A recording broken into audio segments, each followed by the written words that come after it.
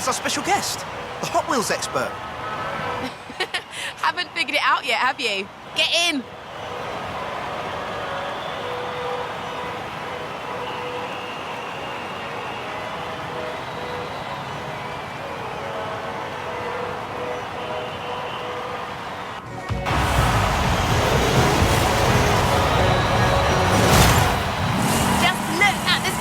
It's like a childhood dream come true. I thought I'd bring along a few friends who wanted to show off their Hot Wheels inspired cars. So, I've got some fact sheets here. You get to learn along with the audience. I'll just hit the record button and... I'd never have guessed, Hayley.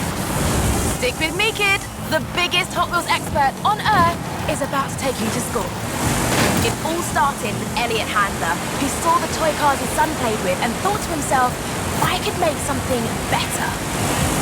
You see, right from the very beginning, Elliot envisioned a toy car that looked cool and rolled fast, making it that much more fun to play with. At the time, there was nothing out there like that.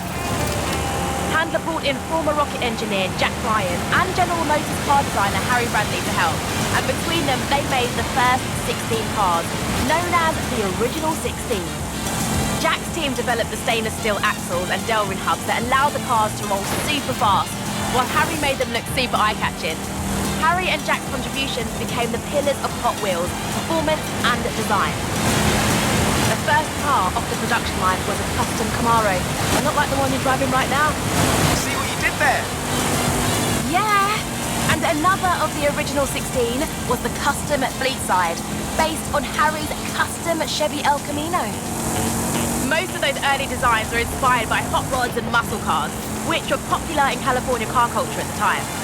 After Harry Bradley, more designers joined the team, like Ira Guilford from Chrysler, who did the Twin Mill, and Larry Wood from Ford, who designed the original Bone Shaker. But right from the beginning, they were designing cars to do one thing above all: roll really, really fast on plastic tracks. You've done your research. Research? I memorized this stuff when I was 6 years old. One reason why Hot Wheels are so eye-catching is because of a special paste called Spectraflame. They use a transparent lacquer applied over a polished zinc plating, which gave it a totally awesome metallic effect. Just like a real car, since then Hot Wheels has broadened and developed its paint techniques to support a variety of looks and effects. Fascinating stuff, right? Another detail was the red stripe on the tyres, like the one you're driving now. They called them red line tyres, and they look so cool! Red line tyres are a defining characteristic of this era and are really sought after by collectors.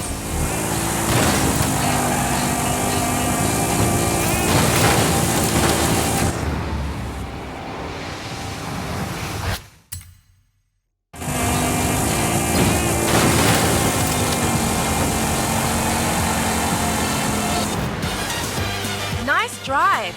Here, take the Nash Custom 1957, winner of the Legends Tour 2019. Thanks, Hayley. Hey, let's do this again soon.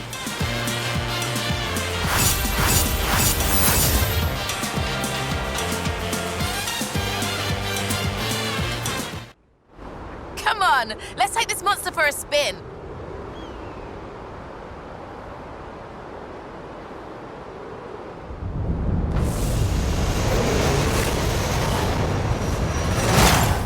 Careful!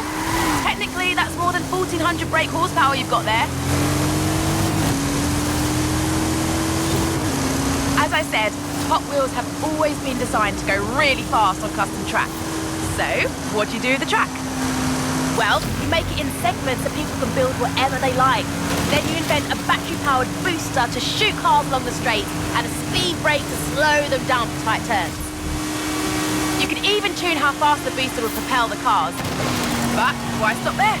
Loops, jump ramps, bank turns, gravity drops, trestle bridges, chicanes, crossovers, lap counters, multi-lane, side-by-side racing launchers.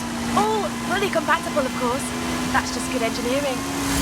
They even made an auto shop with a working dyno and a teeny tiny oil can and wrench to tune up your cars. I played with it. It was Nice. So why's the track orange? It's like bright orange. Can't argue with that. As you know, nothing is more exciting than seeing cars racing side by side. Hot Wheels made loads of accessories for this, including launchers for the start line, speedometers to clock the speed of passing cars, and finish gantries that could show which car had won. No cheating allowed. In the 70s, there were dedicated multi-lane track pieces, including the Fat Track, which was 3 lanes wide and had no dividers for risky overtakes.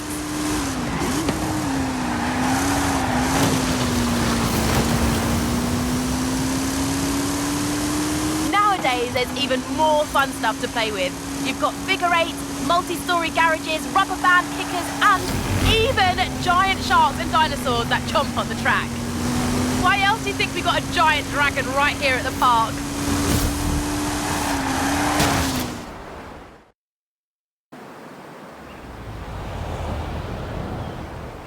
This is going to be epic. I'm riding along with you for this bit.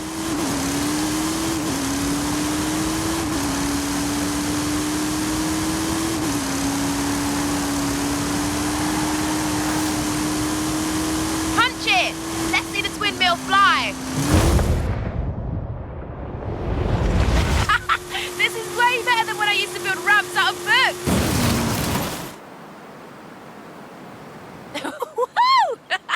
Oh yeah! All the thrill seekers at the Academy will be talking about that one.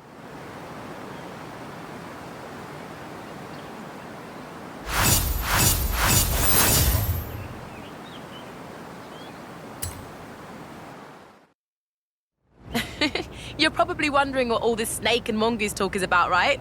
You take the yellow car, I'll take the blue. I'll explain along the way.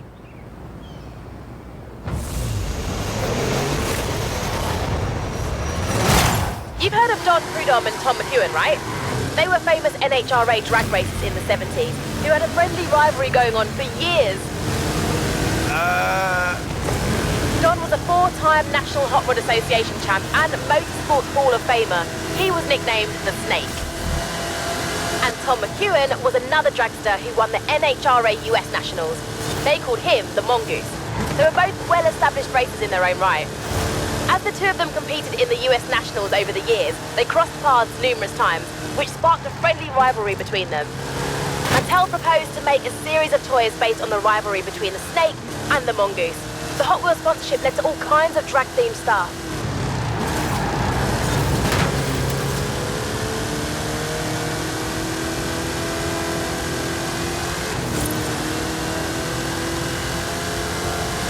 Hot Wheels came out with all kinds of new lines back then.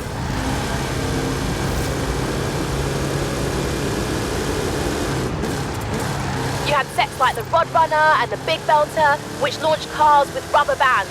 The Big Belter could even detect jump starts, which is pretty cool, right? These were a smash hit and propelled both Hot Wheels and drag racing to greater levels of fame. Heavy weights were designed to go faster on gravity drops, and Sizzlers had little battery-powered motors so you didn't need a launcher.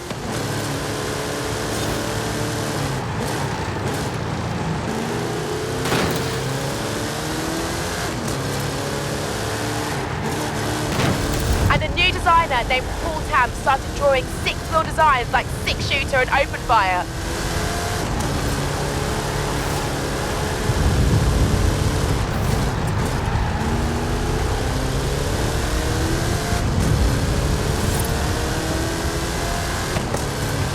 Hot Wheels didn't stop there. There were loads of other innovations like tampo printed patterns on the cars, which no one else was doing.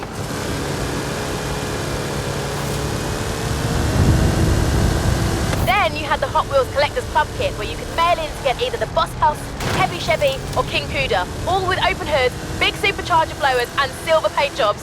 Oh, so cool. Wish I'd been around back then.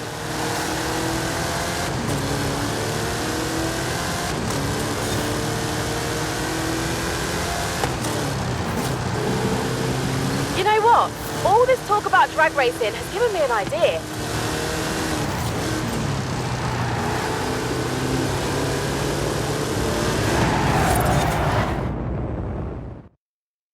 The cars in the original Snake vs. Mongoose set were powered by rubber bands. These ones, well, aren't. How about you and I test them in a drag race? Bring it on, Hayley. Let's go.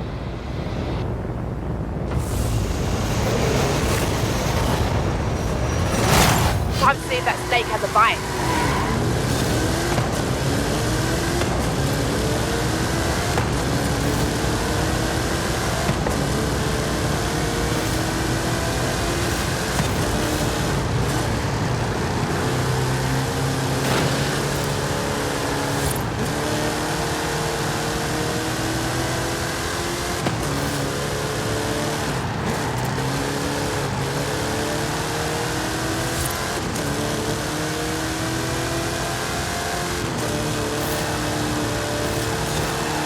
Coming up on a loop.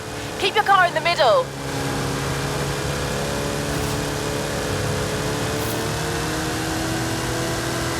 Upside down racing is the best kind of racing.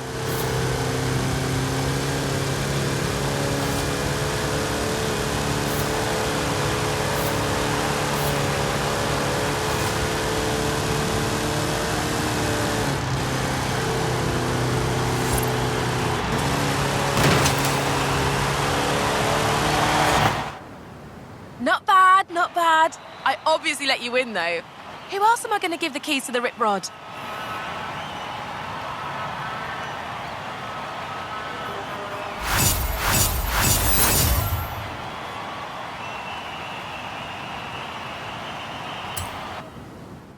Hey, you'll be doing all the driving for this one. Here, take the keys and I'll be on the radio.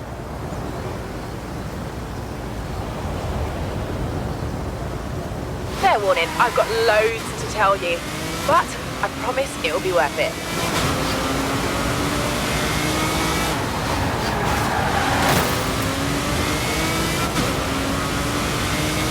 Right, so the 80s were known as the Black Horse era because the previous red line tyres with a red pinstripe were discontinued in 1977. Then there were hot ones with thinner axles, ultra hot with a new wheel design, real riders with actual rubber tyres, those are pretty popular. Let me think. You've got crack-ups with damaged panels, colour shifters that changed in water. Oh, and you know the blue car blister packs you can recognise from across the store? They started in the 80s too.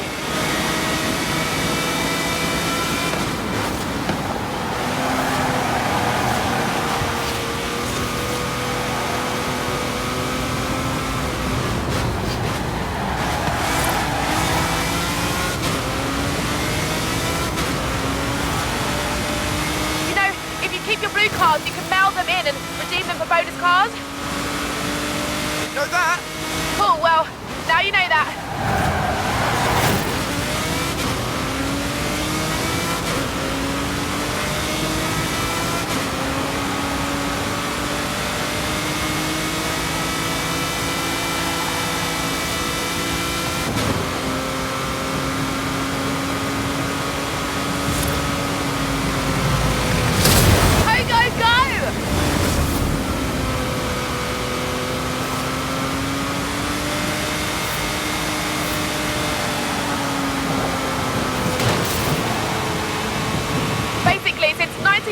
When they split up the product line into series and brought in numbering and limited editions, collecting Hot Wheels has gone from a hobby to a full-on obsession. Are you okay? Yeah, I'm good. I'm good.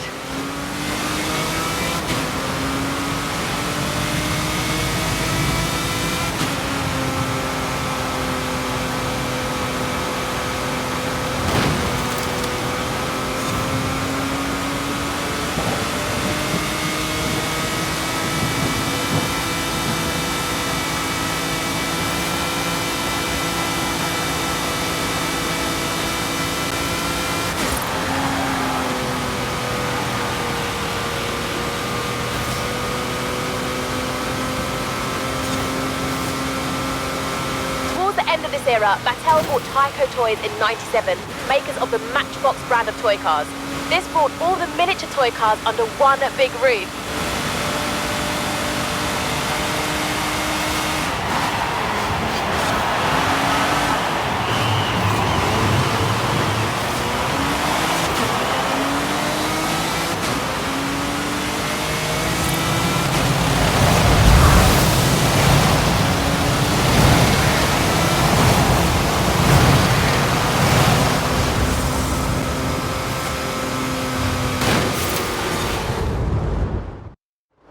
I've set you up with a rip rod for this one. Off-Road Series 2014, code BD00. One of the new lines Hot Wheels created was called the Treasure Hunt Series. Limited production, super collectible.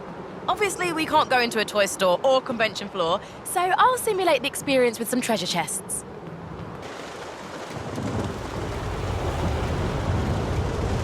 Go find that treasure! Collect them all!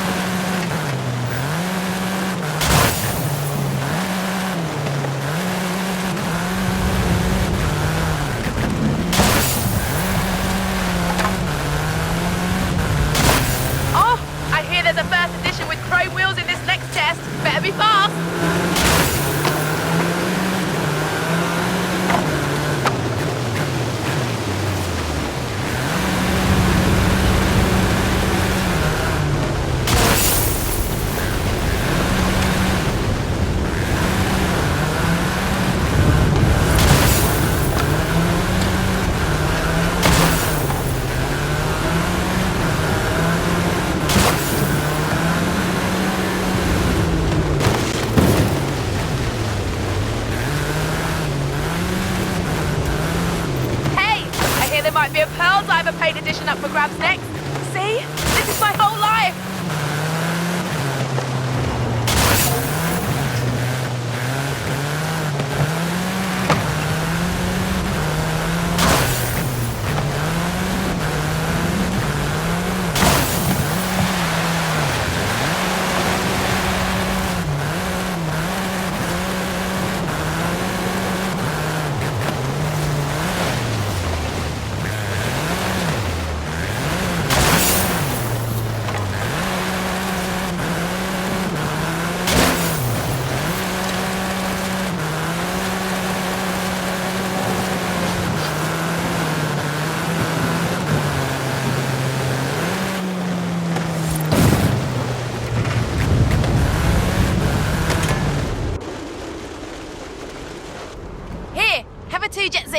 Now you know what it's like to be a proper Hot Wheels collector. Exhausting, right?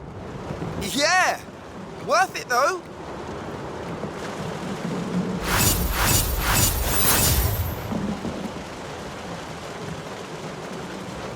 I've always had a soft spot for the Bone Shaker. It's like an antique you can drive around in. Let's go.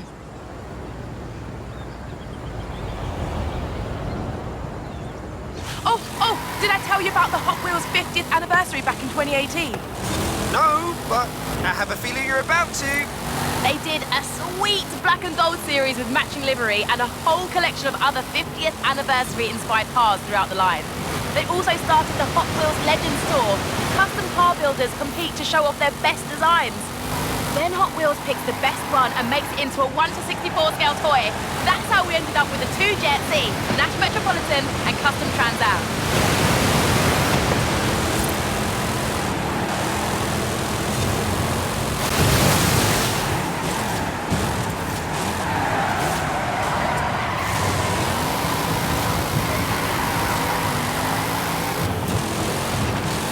Sometimes the opposite happens, where a toy car gets scaled up into a real one.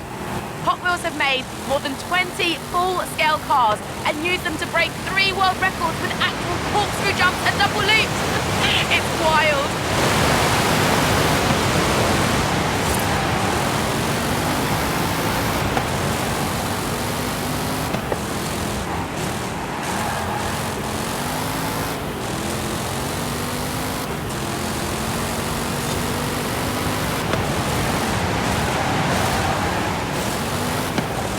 By the 2000s, loads of amazing designers had worked on Hot Wheels. Mark Jones, Bill Reelman, Brendan Patuski, Fraser Campbell, I could go on and on.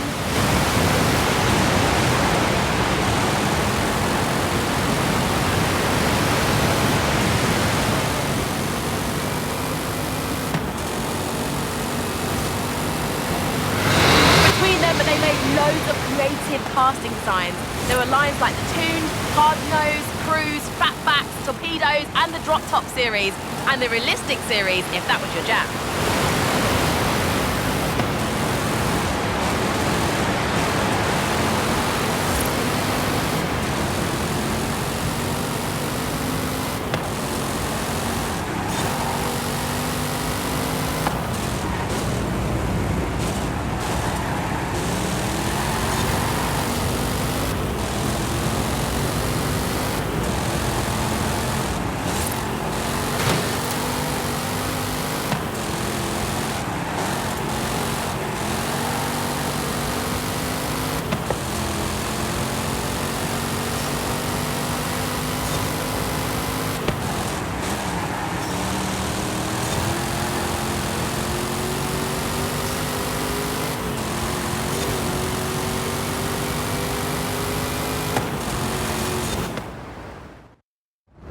Nice.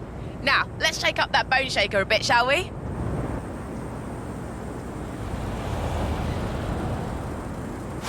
I know we're 50 miles above Mexico, but a little Baja expertise won't go astray. The Baja Bone Shaker is a modern take on the classic Bone Shaker design.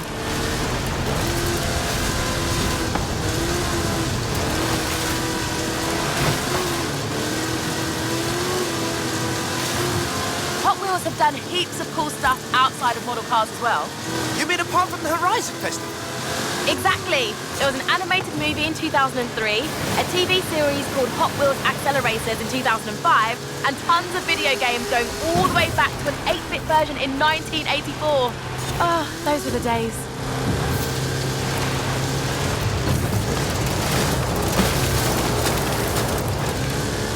And get this, back in 2014, they hooked up with the University of Southern California to develop speedometry, an educational curriculum to teach kids science and maths. Seriously? I know. And there's me, stuck in a university lecture on advanced analytics with no toy cars or anything. So unfair.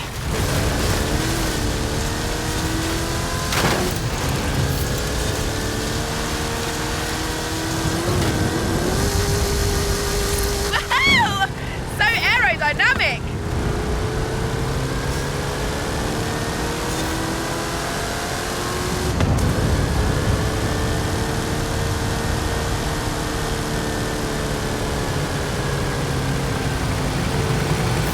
I'll get a spatula to peel you off the seat.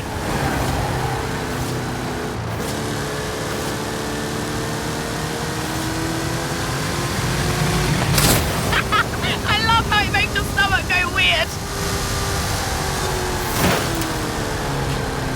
Since it all began, there's been 20,000 different designs, and at least 8 billion cars have been made. Impressive, right?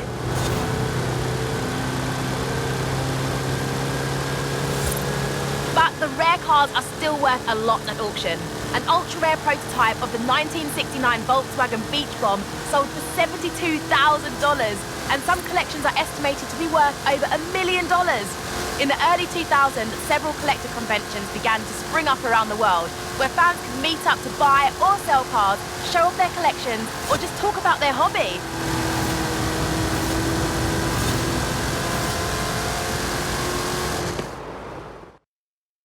Nice. Now the Baja Bone Shaker's ground clearance is pretty good, but monster truck bone shaker. Amazing, right? Climb in and let's do this.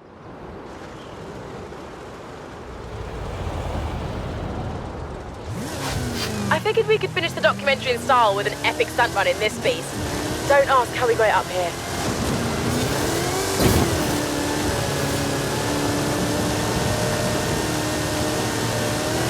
So, what fun facts have you got on this thing? Can we do epic stunts now and do facts later, please? It's not the same without the flame. Okay, fine. In 2018, Hot Wheels launched its Hot Wheels Monster Trucks toy line, and an exciting live event came a year later. This line has both amazing original designs and monster truck versions of classics like the Bone Shaker and Twin Mill. Very nice. We'll make a Hot Wheels Pro of you yet.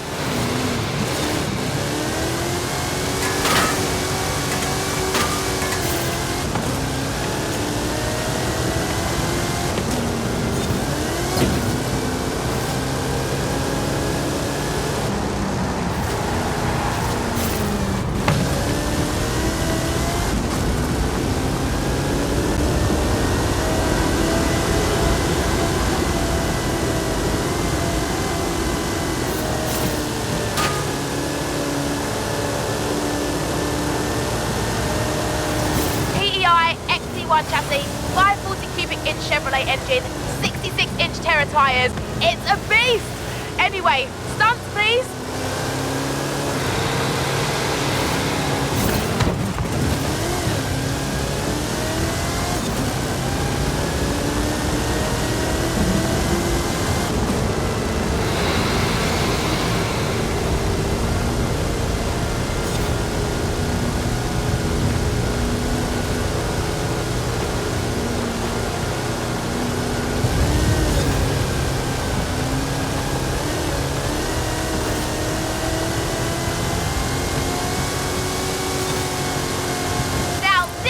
Hot Wheels finale.